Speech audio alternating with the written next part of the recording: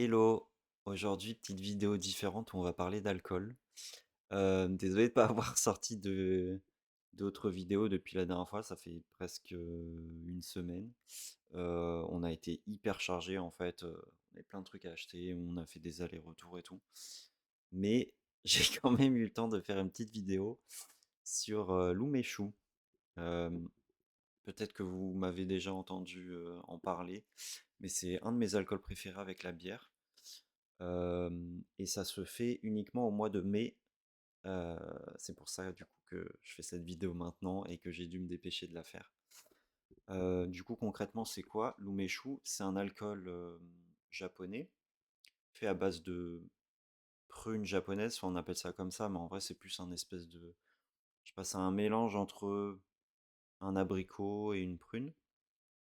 Et du coup, on va utiliser ces fruits-là pas mûrs, assez vert, qu'on va faire macérer dans un alcool neutre, ou pas d'ailleurs, mais un alcool neutre avec du sucre. Et ça va donner une espèce de liqueur acide sucré. C'est vraiment super bon. Et bah, c'est un de mes alcools préférés. Du coup, je voulais absolument en faire là, parce que j'en bois pas mal et je voulais faire mon propre alcool. Et du coup, là, au supermarché, j'ai trouvé des fruits. Et Et je suis tombé sur le matos aussi parce qu'en fait, ça demande un petit peu quelques petits trucs. Et j'en ai trouvé dans le gros, dans le gros supermarché qu'on a à côté de chez nous.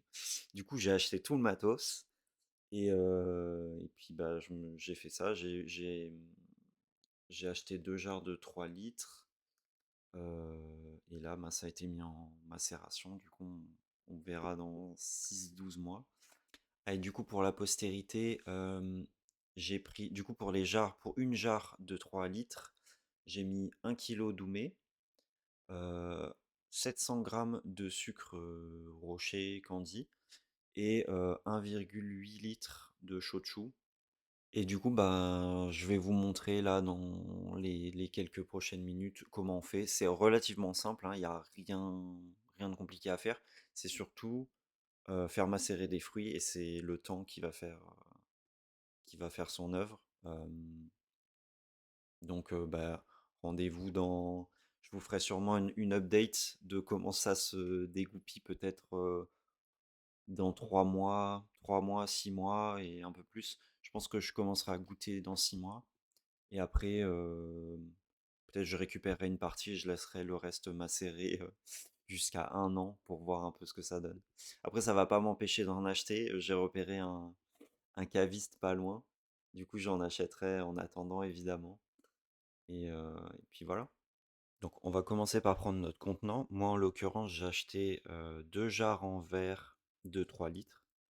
Un, des contenants assez volumineux quand même, parce que j'aimerais que ça me tienne. Ça prend plusieurs mois à faire, donc j'aimerais que ça me tienne, que, l'alcool me tienne dans le temps.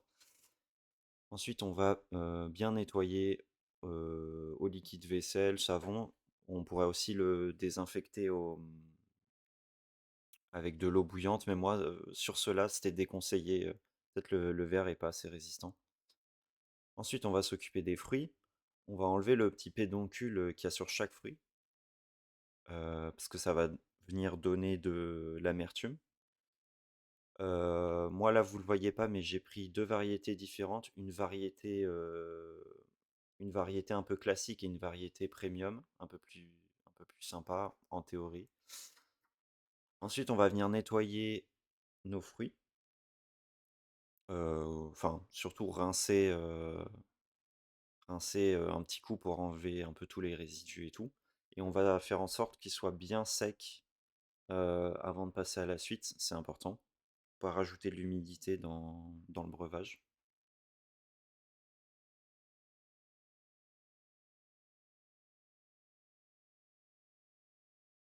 Donc là, vous voyez les 2 variétés que j'ai prises. Ensuite, on va venir piquer les fruits avec un cure-dent. Pourquoi piquer avec un cure-dent? Bah, ça va permettre à l'alcool de pénétrer plus rapidement au cœur du fruit. Pour la suite, on utilisera ce sucre-là. C'est du sucre en rocher, un peu comme ça. Je crois que ça s'appelle du sucre candy. Et du coup, on va venir faire le mélange. Donc, on va alterner des couches de ce sucre-là en rocher avec des fruits. Je fais donc ouais, voilà, on alterne. Moi, j'ai décidé de faire du coup une jarre, une variété de Doumé. Comme ça, je pourrais vraiment voir la différence une fois le produit fini. Après, ma variété premium, j'ai l'impression qu'elle est un poil trop mûre.